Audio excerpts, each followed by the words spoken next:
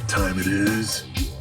It's time for the Muckrakers with your hosts, Justin Luton and Cynthia Phillips, where they talk about life, liberty, and hope.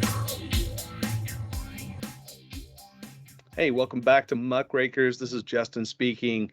Cindy is off in Austin, Texas, doing some amazing things. I'll be here talking to the Honorable Jason Isaac, Director of Life at TPPF. Guy's absolutely amazing. He's raising America's energy IQ. He's been on several live shows on Fox Business Network. And not only that, he's had his commentaries published in Fox Business, The Hill, The Washington Examiner, The Daily Caller, and lots of other publications. He's a regular contributor to the Epoch Times, which is one of my favorite newspapers because they tell it how it is. So joining us, the Honorable Jason Isaac. Justin, thanks for having me on Muckrakers. Appreciate it. It's great to be on. You bet. Thank you. So tell us a little bit about yourself. How'd you join, or why did you join TPPF, and what is TPPF? Sure. Yeah. Back up a little bit. So I went to school at Stephen F. Austin State University in Nacogdoches, Texas, graduated in the mid 90s and got into sales in the trucking industry and did that for a couple of decades. Ran for office in 2010 out of some frustration of what was happening in the Pink Dome here in Austin with taxes, and thought it was really making it harder for me to make a living and provide for my family. And so it was really naive, didn't know much about politics. I'd tried to help out, found out that it wasn't a very welcoming environment. And I said, well, I know how to get involved. I'll just run. Wasn't expected to win, wound up winning by 8 points. So it didn't even turn out to be a close election. I think it was one of the top 5 most expensive races in the state in 2010, maybe the third or fourth. My predecessor spent a lot of money, but we were overwhelmingly successful and served for 4 terms in the Texas House and thought it was tough to make a living beforehand, but then got in, and I knew this going in, that you don't get paid except for $600 a month in per diems during session. And so it became really hard to make a living in the legislature. And so I did my time, 4 terms, served 8 years. And as I was leaving the legislature, this opportunity presented itself to come and work on energy and environment policy at the Texas Public Policy Foundation. And TPPF has been around for over 30 years now. We were founded in San Antonio about 33 years ago, really with one mission, and that was to promote parental empowerment and students' education, promote school choice. And here we are still today fighting that battle. It's our number one issue. But we've expanded from just what started as a couple of people getting together and volunteering their time to now having over 120 employees with offices around the United States. So even though we have Texas in our name, our battle continues well beyond our borders. So we have an office in D.C. With a program there called States Trust, taking the policies that work best to the place that needs it most, and that's Washington, D.C. And like States Trust and Right on Healthcare and Right on Immigration, we have other national initiatives, and one of them is the one that I'm honored to work in. It's called Life Powered, making the connection between access to affordable, reliable energy and human flourishing, something that we were experiencing really well a couple of years ago. But we've been pushing back against market distorting policies that prop up one form of electric generation over another one. We oppose policies that really hurt our abundant forms of energy. And then we promote some policies sometimes to fight back against the narrative. And we were pretty successful last legislative session in Texas with the Senate Bill 13 that is really making incredible news this day and age. But we were really the forefront of pushing back against what we refer to as woke financial institutions that are really trying to subvert democracy. They're trying to get policies put in place through the boardroom and not through the halls of Congress like they should. And they're doing that using corporate collusion and likely violating antitrust laws. And so we passed a bill in Texas that I wrote the first draft, sent it over to some legislators in the Senate's office. And it basically says if you're going to boycott fossil fuels, then Texas is going to boycott you, and you're no longer welcome to do business with the state of Texas. And just recently, our comptroller, Glenn Hager, he's our state's, our financial officer here in the state. published his list of firms that are boycotting fossil fuels. And BlackRock, the largest financial institution in the world, is the top of that list. They used to manage over $10 trillion in assets, but they've had the largest financial loss of any company ever, I think in the first quarter of this year. And it's now about $8.7 trillion of other people's money that they manage. Yeah. And they have a big presence in the state pension here, which we've got over $300 billion in our state pension. So I refer to this as really the Pension Protection Act, protecting our firefighters, other first responders, our teachers, law enforcement officers, and protecting their pensions, because you've got companies like BlackRock that are using money, other people's money, and forcing companies to do certain things that are contrary to the best interest of their business. Mm-hmm. And we should be focusing on fiduciary responsibility. So, long answer to your first question about me and what I do, and we here at the Texas Public Policy Foundation, how I got to where I am. But it's we're just getting started on this battle to push back against these financial institutions and really other countries that are really taking an anti-Texas position and discriminating against fossil fuels and agriculture and forestry products, among many others. Here on Muckrakers, we like to talk about life, liberty, and hope. We also like to promote other companies that push the life, liberty, and hope mantra. We have found a phenomenal company called Brave Books. Now, we love freedom, we love liberty, and we just found a way to teach our kids about freedom, liberty, and civics. Civics is something that we all have to do in order to protect these freedoms and liberties. Brave Book content includes puzzles, books, activities, and a lot more for your family to come together. They wholeheartedly support the family unit. And this is their way of protecting conservative values. Please go to bravebooks.us and use promo code Muckraker.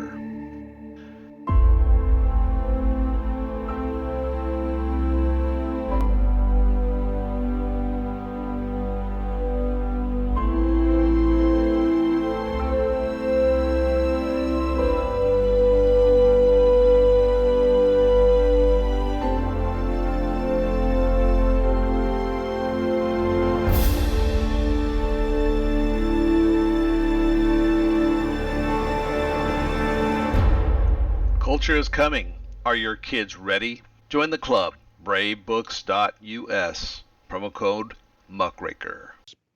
You tapped on something pretty heavily. You tapped on a bunch of stuff, but one of the main things that I'm looking at is this idea of woke companies. When we talk about woke companies, they're using this ideology called ESG, environmental social governance, right? And this environmental social governance is a set of arbitrary rules that can be changed at any point in time. They're very subjective. They're not objective at all. And you're seeing that in BlackRock. We talked about that in BlackRock, or we actually see it in BlackRock. You discussed it. BlackRock, their CEO is very, very woke.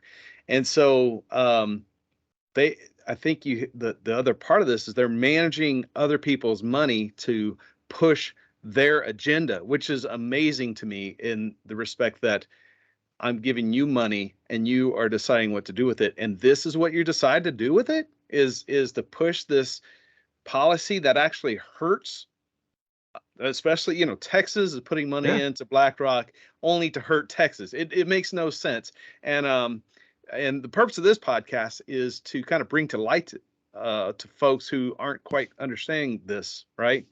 So, and then the other aspect of this is, you can push policy two ways, either through your vote or through your money, right? So the money aspect of it, we're seeing our federal government pushing for this digital currency ideology as well. And through the digital currency, and people, I don't think people quite understand the significance of this. If the government controls your money digitally, I'm in technology space. I can explain till everybody's, or I should say, I can explain digital currency till my face is blue, but until they actually experience it, I don't think they're going to understand, but I'll certainly try. digital currency, government controls digital currency. They're going to know everything about this currency, what it's being spent on. And if they attack Texas for several reasons, like, for example, our Second Amendment right, we have the Second Amendment right because we want to care, or we have the right to bear arms, right? Well, say somebody in New York doesn't agree with that, doesn't agree with your Second Amendment right. They can simply take it away using the digital currency. Okay, you can't spend money at Spring Guns and Ammo because we don't want you buying anything from them because they support guns. So they stop it. And so that in itself pushes the ESG agenda. It does. It's social credit scoring for humans, and it's already happening. I've talked to people that couldn't get insurance because their ESG score wasn't high enough. An individual, not a business, and they're arbitrary. There's no set ESG score. There's no unifying format that everyone use. It's arbitrary. Mm-hmm. You'll see Elon, Tesla, and will come, and that's why he says ESG is a scam. Tesla's rated A with one ESG firm, C with another, and an F with another, which is just laughable. Chevron's the same way. ConocoPhillips, same way. It just depends on who they're all have these various ratings based on who's keeping score. And I would say that this is one of the biggest concerns. And this isn't something new. There are government papers in the United Kingdom that are pushing this digital currency, and they want this digital currency so they can control what you buy, and your employer can control it as well. So make purchases approved by the government and your employer. So imagine showing up to buy something and it's, you want to get a gallon of ice cream. Nope, sorry. You had a gallon last week. You don't get to buy another half gallon or gallon of ice cream this week. And having that choice taken away, your purchasing power. Yeah. And so I was excited when Bitcoin launched. I thought this is going to be really nice. This is going to free people.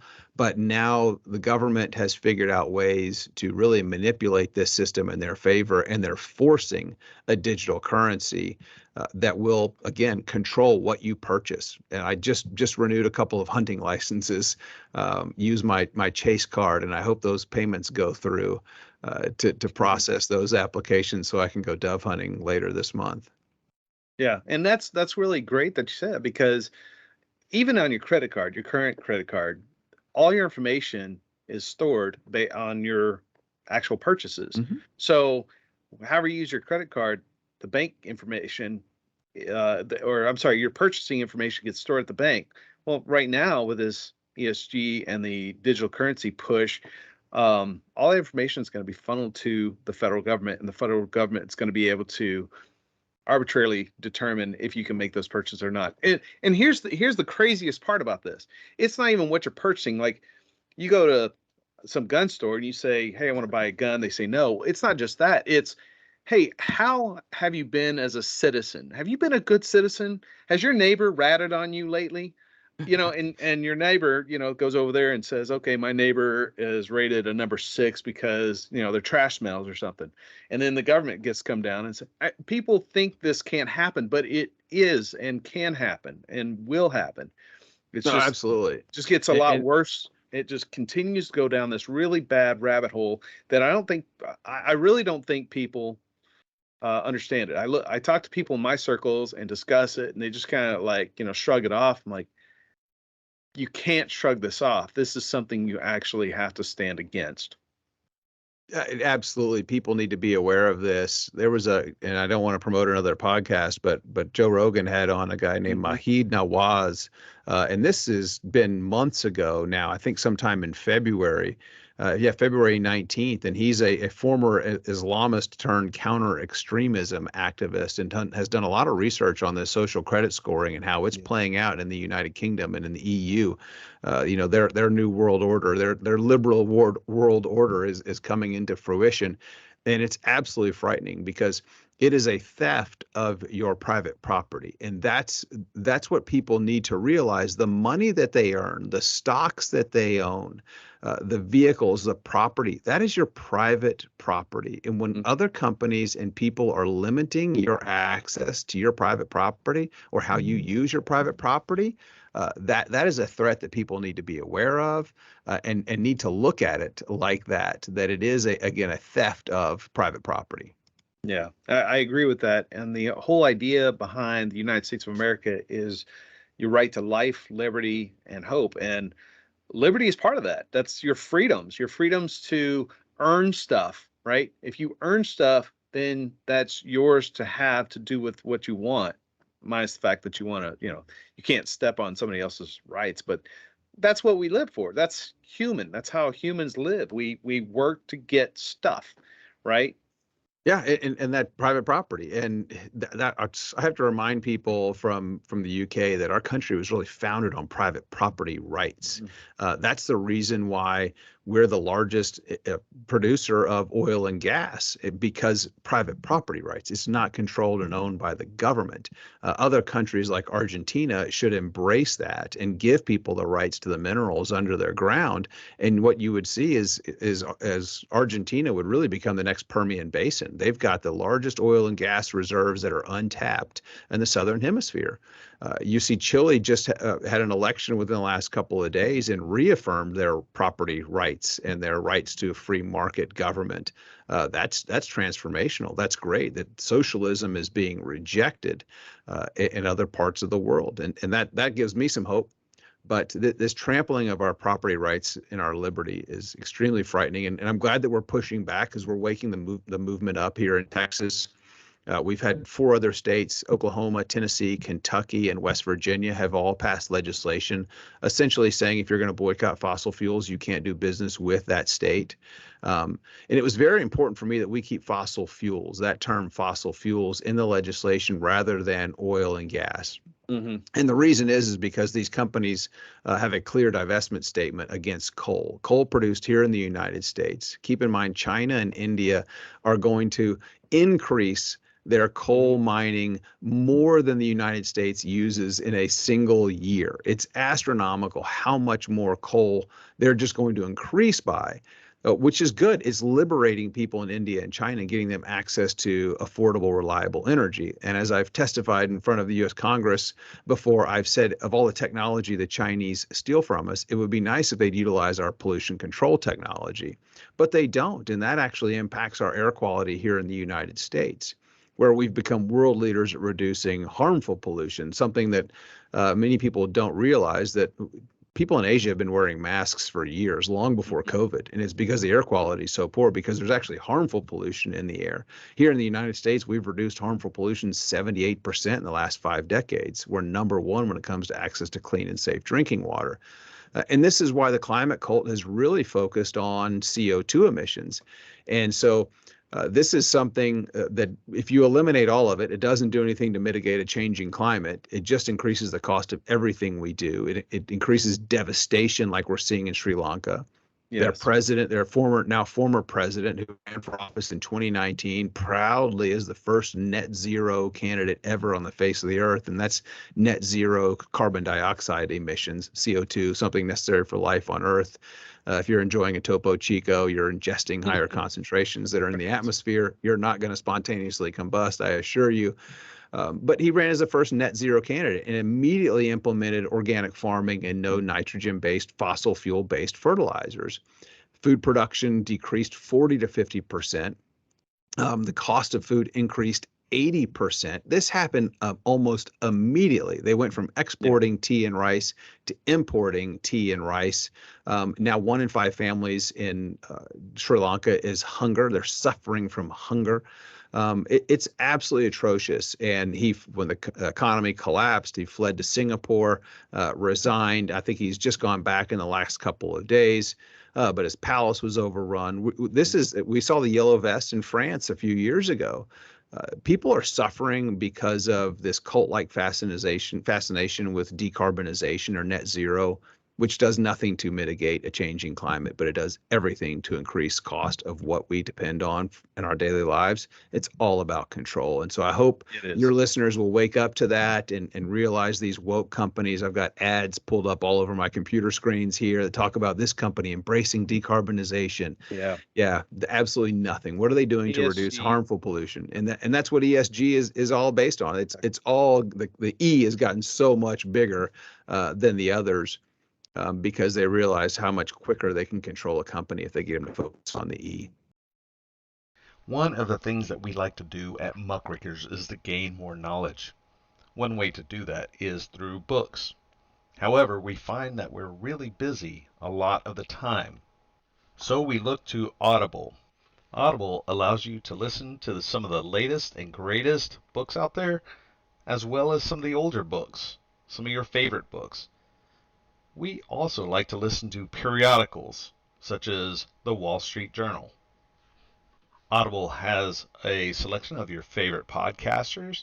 It also has the Great Courses series so that you can learn just about anything you want, including history.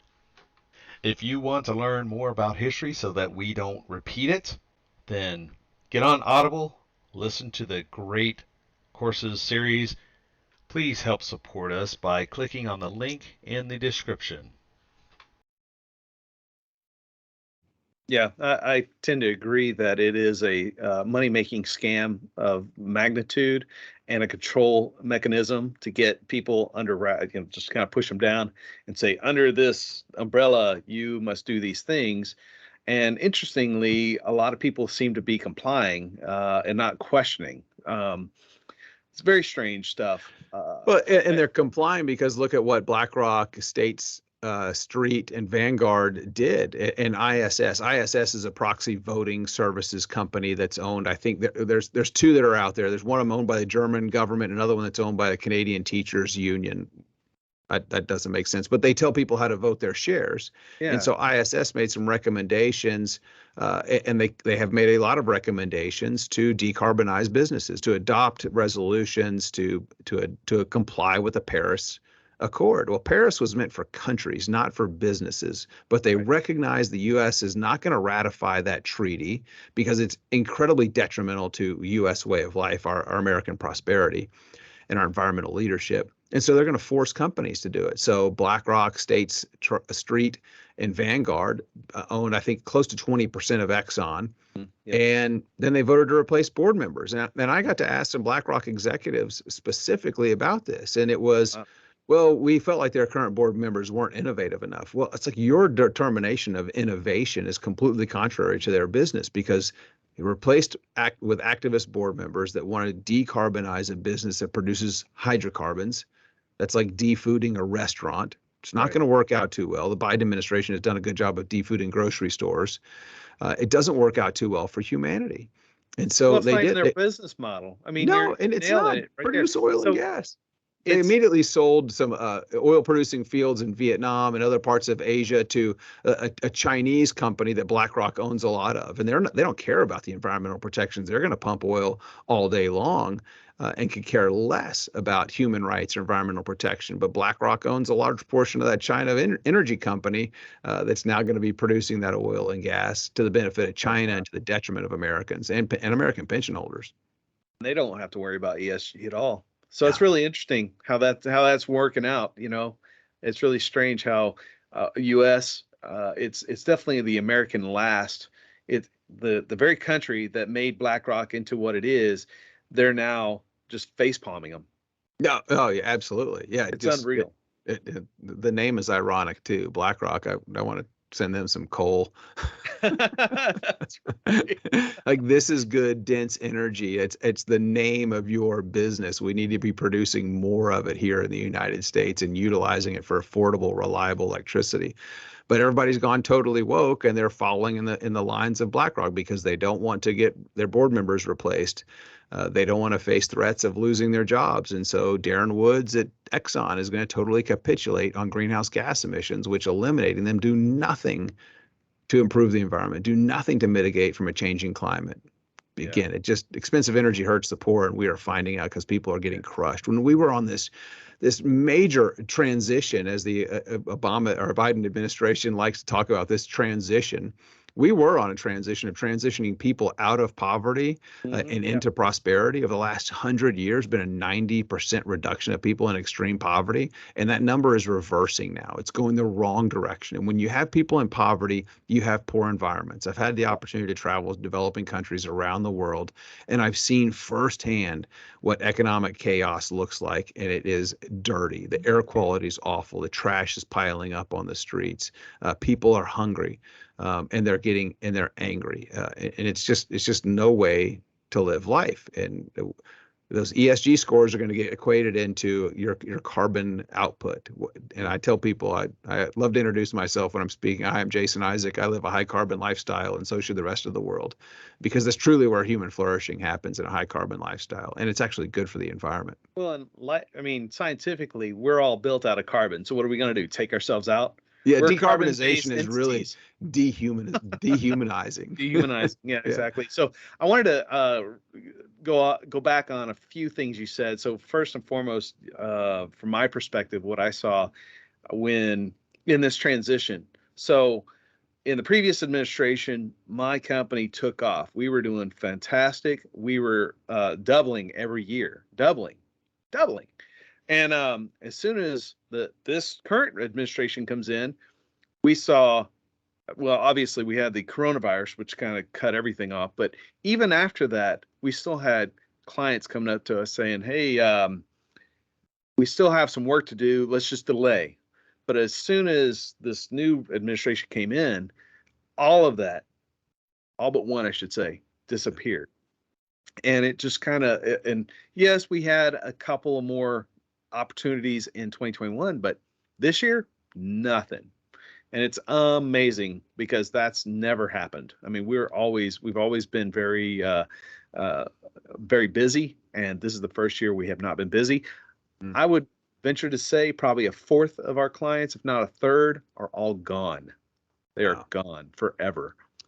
That's awful. So, I worked in the trucking industry. We could tell, and I could see that the price of diesel would increase a little bit. And it's like, this is not good, because that trickles down to everything.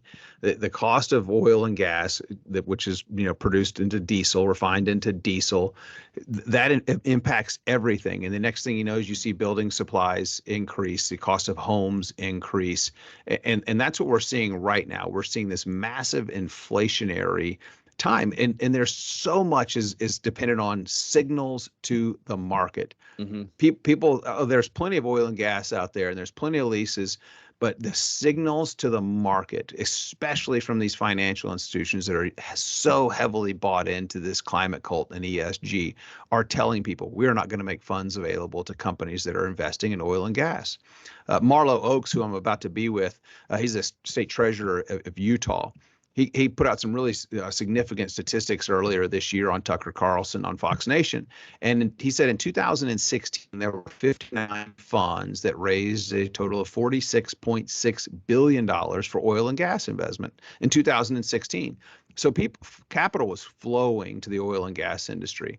And because of the demonization of fossil fuels by leftist climate cult members, 5 years later, 2021, there were 11 funds, so down from 59 funds, that raised $4.6 billion. So from 46.6 to 4.6 billion raised for new investments in oil and gas, greater than a 90% reduction in investments. That sends signals to the market that it's like, wait, the capital's not going to be there, so let's pull the reins back. And it's those signals that are being sent to people and to businesses, really, investors, that are detrimental to the market. And when you have an EPA and a department, really a federal government, that is using this whole of government approach weaponized against responsible American energy producers, that's the biggest signal that is being sent to investors around the world, and why we're seeing high fuel prices like we are right now, why we're seeing really high natural gas prices like we are right now, to the point where I heard a UN official say just yesterday that they're going to start cutting power off to people, that they're going to have to and she used the term flatten the curve of peak energy demand. Well, that's what happens when you get home from work. You want to heat up some food, you want to maybe do some laundry, maybe take a bath. Well, that requires energy. And people are clocked around when they get off of work and when they come home. And so they're going to reduce electricity during those times, which means that there's going to be more rolling outages to so-called flatten the curve, and flatten the curve is going to flatten the curve of our lifespan. Yeah, this actually happened in Colorado just recently. The energy company, I don't recall what specific city it was. Right. Yeah. Set their thermostats up and people couldn't turn them down. That's right. And they're sitting there just sweating away. So it's happening. That's what we're saying. So if you're buying a smart thermostat, don't register it with your electric provider. Exactly. I love it. I've got a couple in my house, and I love them. I think they're great. We're away. I'm going to crank it up to 78, 80 degrees. And it goes up. And I set it up when everyone's out of the house, and it's got smart sensors. They're great, but never register it with my electric company. They have no idea I have them installed, and that's the last thing I want them to know about. Yeah. Exactly. Well, and I wanted to go back a little bit. You explained quite a few issues with the oil and gas right now, and just compound that with the idea of digital currency. Now, investment, they have a term called cash is king, right? You have cash, that's going to get what you want. And the oil and gas industry is very complex. There's a lot of stages in there, right? So what that means is that you've got to have a lot of investment to go across the broad spectrum that takes and pulls your oil out and gas out, and then does the refinement and does the distribution, all that stuff in between. You mix digital currency in there, you're going to know every step of the way. The government's going to be able to control every step of the way. That's communism, period. End of story. But then you put in ESG, and that further complicates the issue. And when was the last time the government actually did something good, right? So government's going to manage this stuff, and I don't know. This to me is a huge problem, and I'm really wanting to raise a flag. I'm hoping people will step up and actually start writing their congresspeople, writing their senators, writing the Texas congressmen, Texas senators, even their state reps. I'm really hoping they'll step up, because this is more of a problem that anybody will ever understand. It's just going to crush us. No, yeah, it's very in depth, and it's about control. It's frightening to control the products that you can purchase. So if a oil and gas services company, who we heard testimony from in the state affairs hearing here in the state of Texas when this bill came up, and it was actually a guy from Houston who has a small oil and gas services company, 35 employees, and Chase Bank cut off his $500,000 line of credit because he's in the oil and gas business. So cash is king. Boom, he's no longer the king, and worries about 35 families that are going to be impacted because his business was going to shutter. And so here's someone who's been in business for over 20 years, always had good terms, always made his payments. And then all of a sudden, because he's in this politically incorrect business, if you will, that's providing, essential life for everybody, is cut off. And fortunately, and it's one of the reasons why, and I'm not sponsored by or endorsed by Frost Bank, but he said he went over to Frost Bank, and they extended him a $500,000 line of credit. They saw his business, they saw his books, things looked good, and went to another bank who also extended him another. So he wound up good things because he got his line of credit doubled, was able to save his business and really save 35 families that are dependent on the success of his business. And so he was actually at the state affairs hearing to testify in support of a couple of gun bills, constitutional carry being one of them in Texas. But he hears this bill and reads the bill and says, yes, this is my personal story. So it was really a great story from this gentleman, James, that told his testimony to the committee members, and a reason why we had overwhelming bipartisan support when this bill passed Texas. And it's done the same thing in other states. It passed in Kentucky, I think, with a Democrat governor. So overwhelming bipartisan support, because people don't want to see companies discriminating against responsible businessmen and women. And that's what we've seen happening with the capital markets. And if you think it is happening now with cash, and it'll certainly happen with digital currency, especially if it's mandated by the governments and controlled by the governments and your employers. Yeah, no, that's fantastic. You're hitting on another thing. You got so many great things to say. There's so much to talk about. We're kind of running out of time right here. I do want to give you the last word on what people can do to actually get involved. What can people do? Like you said, get your money out of Chase, move it over to Frost Bank. What else can people do to fight this ESG and digital marketing or digital money? Yeah. So I'll tell you, there's a couple of things that have been done to push back on this woke investment marketing, and I'll be with Vivek Ramaswamy tomorrow. He wrote a book called Woke Inc.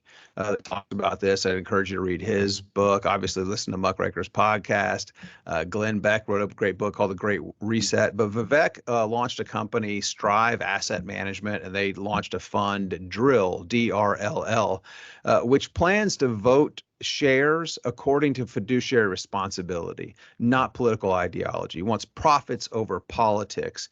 And so they've heavily invested, and this is a ETF traded on the New York Stock Exchange. It's DRLL. You can see its investment breakdown. They invest in Exxon, they invest in Chevron. And just yesterday, Vivek sent a letter to the Chevron CEO telling them to pump more oil and gas and essentially stop with this decarbonization nonsense for the benefit of humanity. My understanding is it was the largest ETF raised funds this year, over $200 million dumped into this fund in the first week alone. Fantastic. It's really exciting.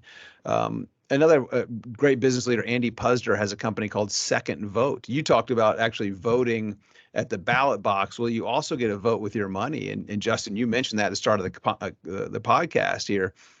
Second Vote goes out and rates companies based on how friendly they are to free market principles. And so I encourage you to check out Andy Puzder's company, Second Vote. If you're looking for, do I want to do business with this company or this company, go in there and they'll have a good option for you as a free market capitalist to see which companies you should be investing with. So there's some great opportunities because you're right. You've got to vote at the ballot box. You got to communicate with your elected officials, remind them who they work for, because as constituents, they serve constituents.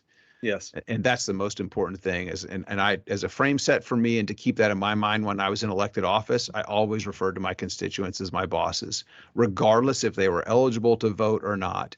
I referred to my, because kids love that. I talk to third grade kids and I'm like, hey, you're my boss. But it's because I wanted to set that framework for them to remind them at such a young age that they should know who works for them, and it's elected officials. And if you don't like the job they're doing, fire them. And that's important. But you're right. Your money's your second vote, and so make sure you're utilizing that appropriately. All right, and I'd probably add a third thing. If you're worried about CO2, plant a tree or two. Right. And if you're part of the climate cult, quit breathing. Just kidding. I don't endorse. I'm not Malthusian at all. He's not a doctor. Okay. Yeah. He's not endorsing. 8 billion people on this planet, on this face of the earth. We're actually greening with more CO2. There were studies that were released just a few weeks ago. Deserts are greening, so that's going to be the latest bumper sticker. Save the deserts. I joke, but it's good things are happening because of this God-given CO2 that we have, that we exhale every time we breathe. That we ingest in concentrations in Topo Chico and other carbonated beverages. And it's actually necessary for life on Earth. And we're at 0.04% of our atmosphere is CO2. Right. If you're really concerned about warming, we've got to get water vapor out of the atmosphere. And that would be as deadly as eliminating CO2. Yeah. Listen to the science, the real science, not the politicized science. So, well, hey, it's been great to talk to you. Thank you so much for coming on. A lot of really great information. I definitely want to invite you on another time because there is a ton of stuff to just talk about. But you are unbelievably busy, so it'll be on your time, my friend. Yeah, let's do it again. Let's come in and talk about the grid because we're seeing that collapse in California, and we've seen issues here in Texas, and unfortunately, those issues aren't going away. Yeah, we should, because one of the things that my company does is looks at potential smart grid opportunities. Might be something to talk about.